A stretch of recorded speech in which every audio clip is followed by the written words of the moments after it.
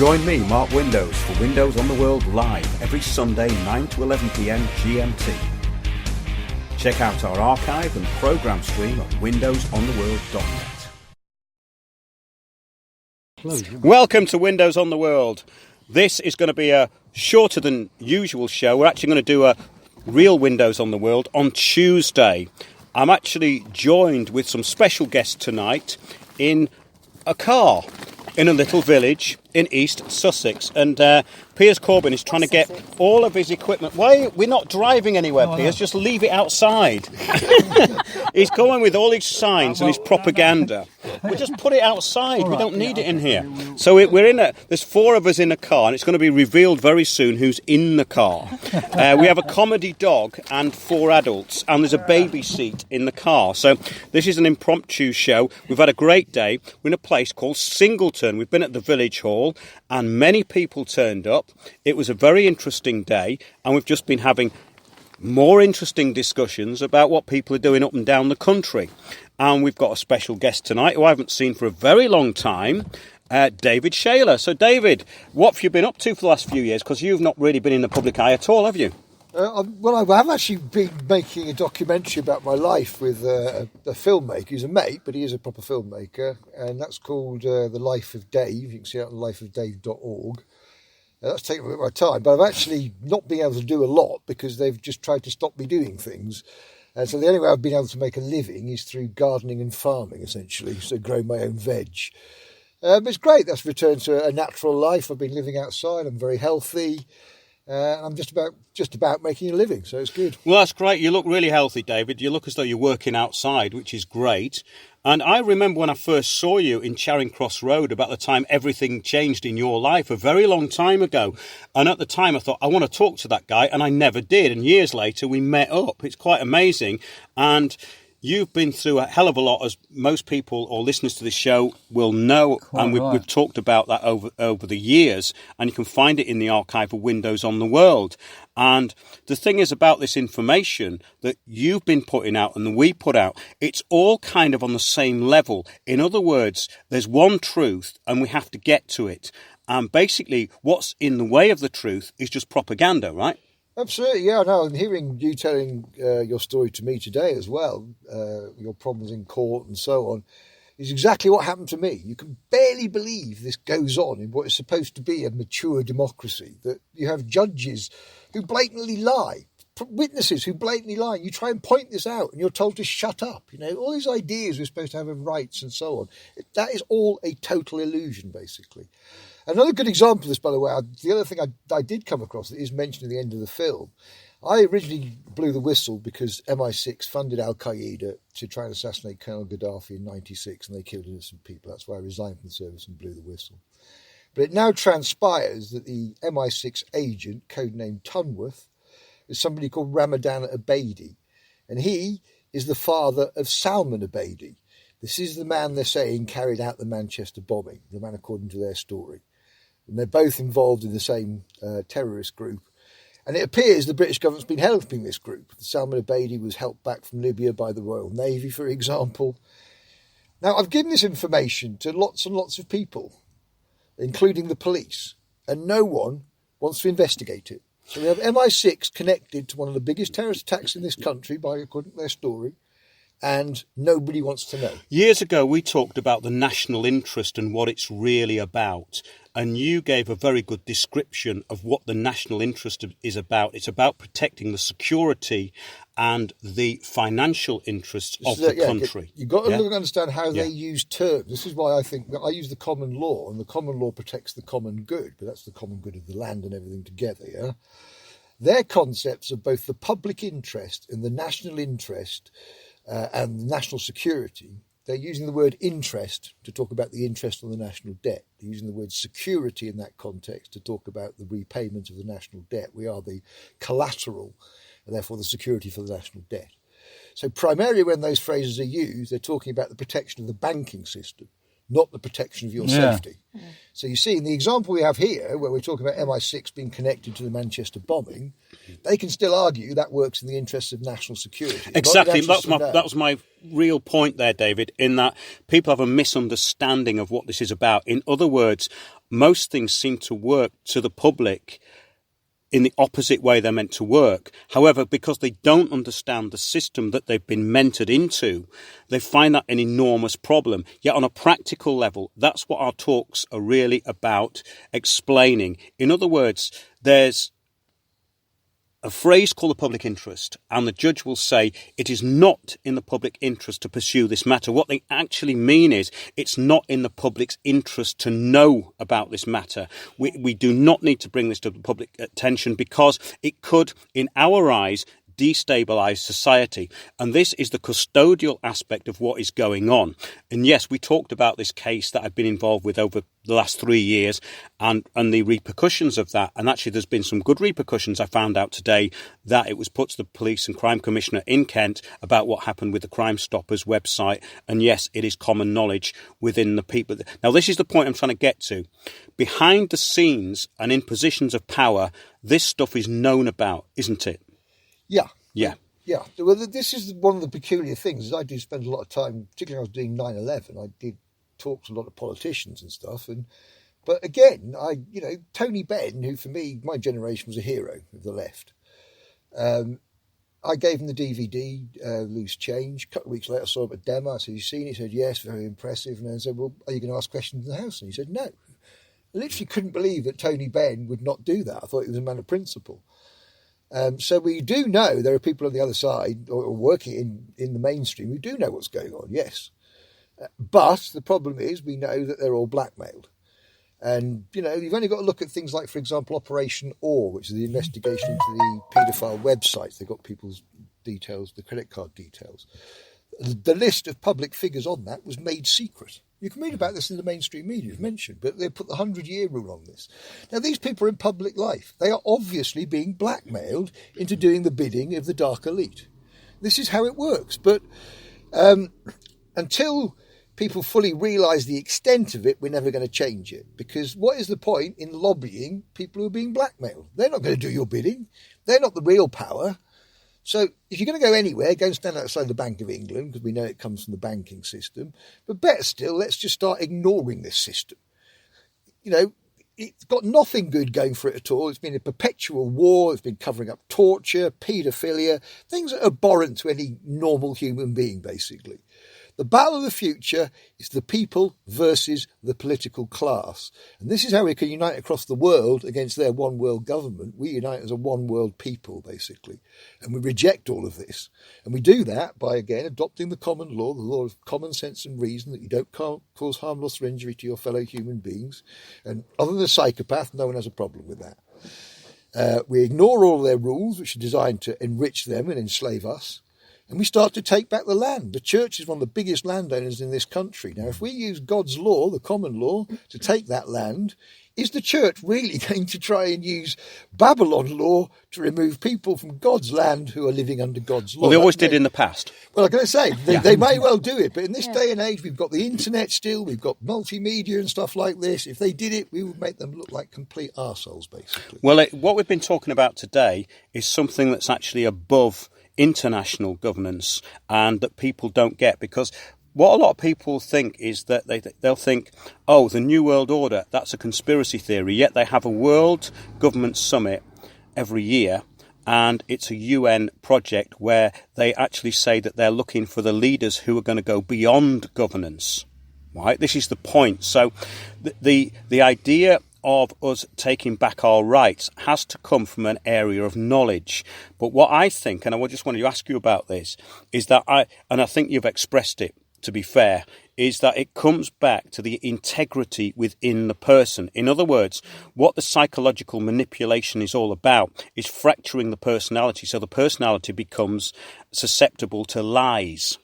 Yeah, absolutely, Yeah. Well, the whole of the way their society is set up is to work you to death, to make you sick, either through the chemtrails or through the vaccines or through the additives in the food. I mean, it is an all-out assault. And all that's also combined with the $1 trillion pharmaceutical industry, a media, multimedia industry, all of which is designed to try and pervert your mind or ruin your health or whatever. And yet, even in these circumstances, we saw today that people have seen through it. Yeah. This is genuine grassroots people seeing through. This is not funded organisations, not NGOs. People have still seen through it because they've got good hearts.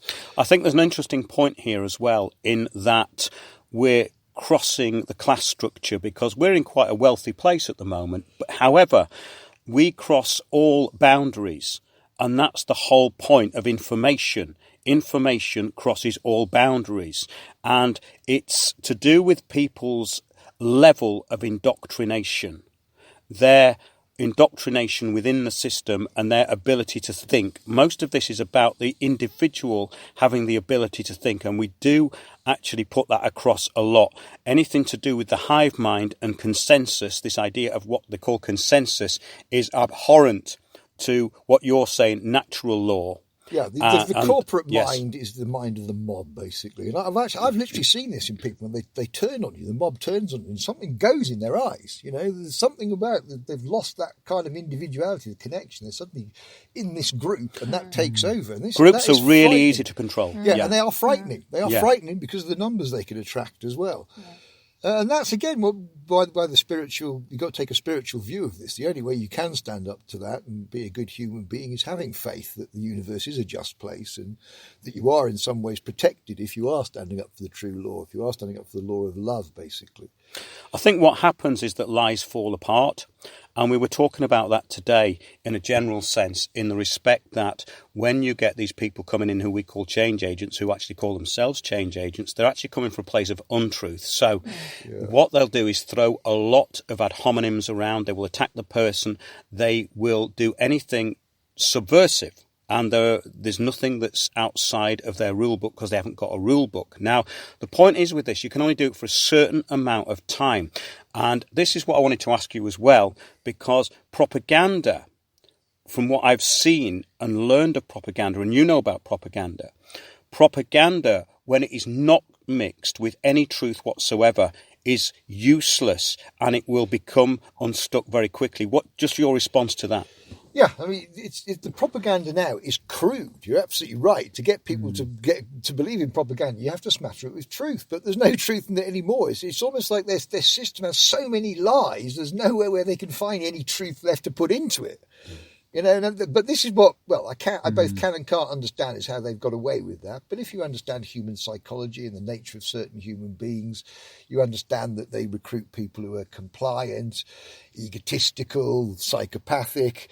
So you can kind of understand how these things work. And these are, of course, the environments in which the psychopath and so on will thrive, is the corporate environment. It's all set up for that. Again, the good news is, though, if you look at things like opinion polls, people have seen through this. You know, it's like 70% of the British people distrust corporate leaders, journalists, political leaders. Yeah. That's 3 to 1, basically. So again, the signs are is real people have seen through this, and the only part they're really holding the line now is in the mainstream media and mainstream politics, which obviously includes their legal system. But elsewhere, you know, even where they try to control things on social media, it's still popping through. You know, they haven't managed to stop it getting through to normal people, basically. Have a look at the Democracy Perception Index. Anyone out there who doesn't believe that, 67% of most of the people polled around the world stated that government does not act in their interest. Yeah. Which is quite interesting. 67% is very high, and that's called the Democracy Perception Index. It's a study that's carried out every few years, I think. Can I just mention, by the way, I've come across this Agenda 21, Agenda 2030 thing personally on the farm. Yes, you will do. Yeah, because we're on agricultural land now. We've been living there because we can't afford rent and so on, the house and so on. You've got to live on the land, and we live in sheds and things like this.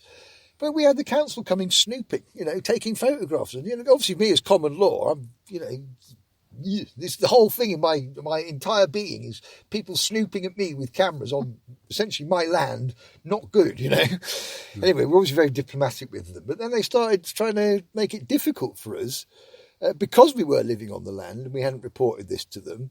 And I went and did some research, and I realised this was all coming out of the compliance of local policy with Agenda 2030. Exactly, and this is the biggest land grab since the papal bull Unum Sanctum of 1302, and that's what I put in the talk, because people don't realise the enormity of what's going on. People in this country still think they own property. Well, one, you don't and you never will, and two, what used to be classed as usufruct is now gone as well. So your idea that you have usufruct of property can be taken away anytime under Agenda 21, which is why we go on about it a lot, because anyone who doesn't hold property is classed as a pauper.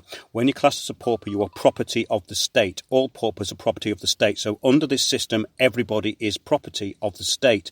The UN, in their own Human Rights Act, define us as property, as persons. And this is a kind of wake-up call that we had years ago, David, so I don't want to go on too much about that. Well, I'll bring a few other people into the conversation now. We've got Sandy Adams, who's speaking today, and Sandy's in the driving seat, even though we're not driving. So, Sandy, we kind of compared slides last night, so we didn't overlap too much, and I didn't go on to too much of the stuff you were covering. And the talk seems to have gone down very well, as usual. What did you think of the day? It's been a brilliant day, and what's so great about working with you and Piers is that our talks kind of dovetail perfectly together. And we covered, I think, just about everything that we needed to today. And a brilliant turnout. I never realised that there were so many people, like-minded people in this area. And it was just a really lovely day, and our hosts were fantastic. And we've just been and had a bit of a party back at one of the houses, and it's just been a really, really positive, fantastic day. Yes. Yeah. How did you feel? Well, I thought, how did I feel? How did I feel about it, Sandy? Oh, my feelings. Mark? Well, I don't want to get too new age about this, but I find it on an emotional level. I find it really touching, But it's been great. It's been Can very I interesting. say as well, obviously I'm the only person that heard all the three talks. Yes. I didn't really speak, and the quality of information delivered and the quality of delivery was truly amazing. I mean, seriously. I think we've moved on, haven't we, David? Thank you. Because I think what's happened is we've become more articulate in what we actually need to say. Yeah. Not what we want to say, but It's what we what we need need. to Yeah, say. yeah. And that is the important thing. There's many people out there who are talking a lot and saying not that much. Yeah. The idea is to talk little and say a lot. And that's what I think these talks are trying to do. And when you talk to people afterwards, they have some amazing information. Some people came down today who've been doing stuff in the court. We're comparing notes. In a way, I get a little bit jaded with this because of the level of corruption we were talking about earlier on that you have experienced in the past and I've recently experienced, in that people don't understand how the system works until they properly have to address it, and most people don't have to properly address it. We can all mess about with council tax and parking tickets, but when you get into the big league, it's a totally different thing. Yeah. And you will be very shocked at what goes on. And this is all, of course, in the public interest, because the way that the public benefit works is opposite to the way people think it works. And that's something I do try and put into the talks.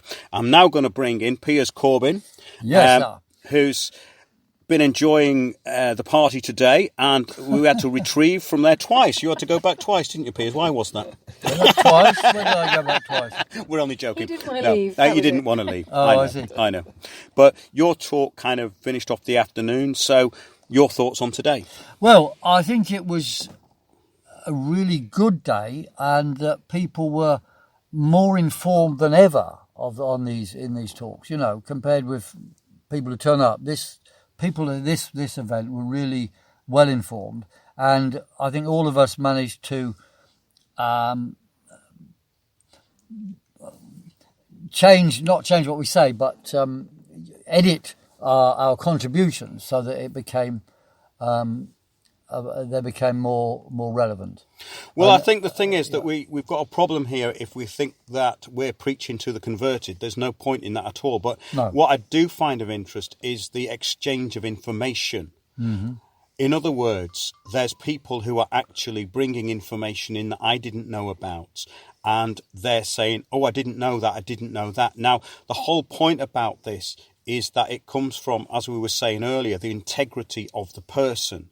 And the integrity of the person is only as good as the information that has been gathered. We have to look at this, in my view, in a very practical way, and it has to be looked at in a very discompassionate way, because what's happened is that society has been mentored into emotions and belief over fact, called the post-truth world. In other words, that facts don't matter anymore.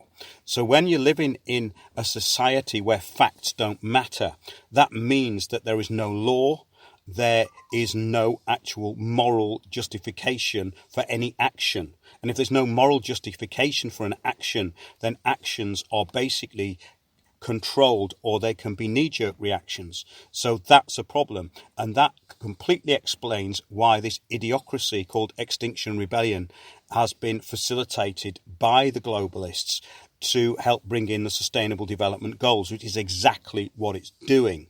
And that is why this government is allowing it. What we talk about is that we're talking about globalists who have a bigger idea than the general public. The general public will say things like, can you get out of the car, Mr. Corbyn, please?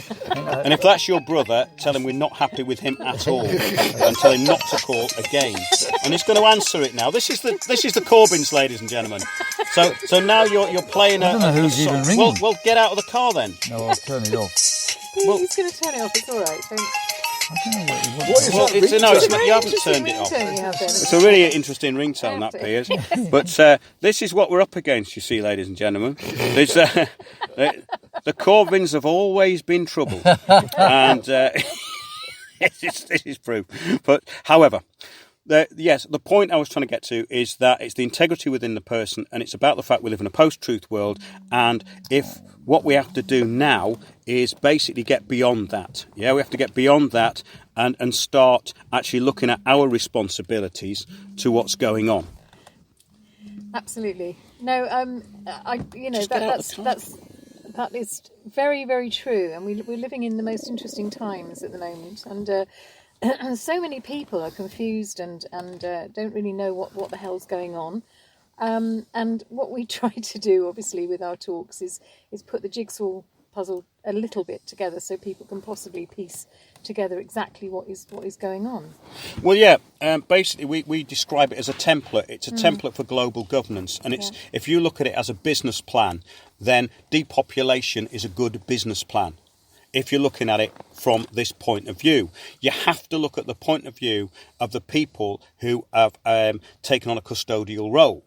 So if you can't look at that for what it is, then there is a problem, because you'll believe that society works in a certain way and you will be wrong about that. Society doesn't work. The people in Parliament, you may disagree with this, Piers, but they have no power over these agendas that are coming in whatsoever. They don't know about them. Boris didn't know about it when the bikes were brought in, when he was promoting cycling all over the place, and look what happened since. They've closed half the roads in London.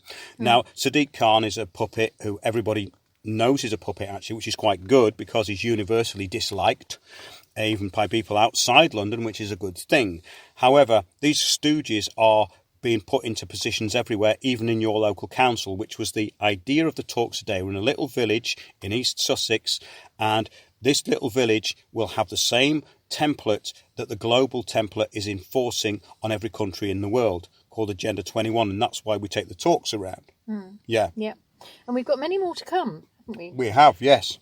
And we'll have to, obviously they're on the website, on Windows on the World website, and we've got an edition, haven't we, to go on, which is on the 2nd of November. I think the important thing that's happening now is that people coming to these talks are that every time they're becoming more and more switched on and aware, right?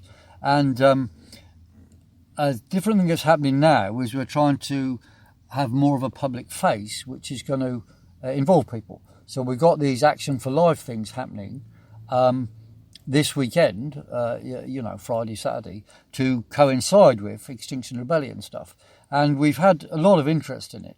And what I'm hoping is that, this Friday, we're going to have some actions, certainly in London and in Totnes and in Glastonbury and in Manchester. And that after this, or through this, we will be able to get more of a hit into, well, possibly mainstream media if we do it right, but certainly into a wider sphere. And that is really absolutely necessary. Yeah, what seems to be happening is that more people are turning up to our talks, which is quite good, because what we're doing is not part of what I'd call a conspiracy circus. We're not telling people what they want to hear. We're telling people what they need to hear. There's a big difference. And the information that we've got is all totally relevant to people's everyday lives, but it's on a big scale. So we start big and then we go small, and that's very important, but it's in detail. And the idea is, in an information war, is you need information bullets, and we have information bullets. Now what's happening is that the other side, say the consensus side, has got no information. It has no truth and no facts. It has ad hominems and it has logical fallacies, as we report all the time. So when you've got propaganda that's this bad, it's quite interesting to confront it with all this amount of truth that we've got. So I think that's interesting. And what we would recommend is that if anyone comes to our talks, do bring along people who are sceptical about it if they will come, because this will blow their minds. They'll start thinking differently, because they'll have to start thinking differently, because once they look up the information, they'll find it's true. And that's an interesting concept. So in other words, we're part of a social engineering program in the best possible way. Absolutely. In the best possible I think way. people listening should do things, join in on Friday and Saturday. In London, the main event is going to be 12 noon, Westminster Bridge, the Boadicea statue end, i.e. the Big Ben end, and we'll be, having Action for Life banners, leaflets, posters, and so forth to, expose what is really going on. And this will be happening. There'll be events as well in other places, but that one is definite. And people should turn up to that, or come on to go to Action for Life and Windows on the World and find out. There is a Twitter, Action for Life, @Action for Life _, for example, and you have Windows on the World as well to get information. But we're going to have to move into wider circles and get more impact. Otherwise, we are growing, but only slowly. You see, we need to get through to more people a lot quicker. We don't have the Soros money machine behind us, unfortunately. Well, this is the thing. So if there's any benefactors out there, do let us know through the website. Yes, And in the meantime, we shall be going round on your behalf with the petrol money that we gain from our talks up and down the country. Yes, we're not using electric cars yet, ladies and gentlemen, because we actually need to get somewhere. But we do. We're going to be back actually on Tuesday for a more in-depth show. This was a bit of an impromptu thing tonight because we're broadcasting from a car in the middle of a village green somewhere in East Sussex. 3 men, 1 woman and a dog. Correct. Yes. And also we have the whole of our tour and the talks on the website. There's going to be a few more that are going to be added, and it now includes Scotland. So it's all on there. And if you'd like to book a bigger picture event, please contact us through windowsontheworld.net and we will turn up. And what we've found so far is very interesting. There's a good network growing, and that's great. So, David, would you like to say anything in conclusion? Because I know you haven't been in the public eye for quite a while.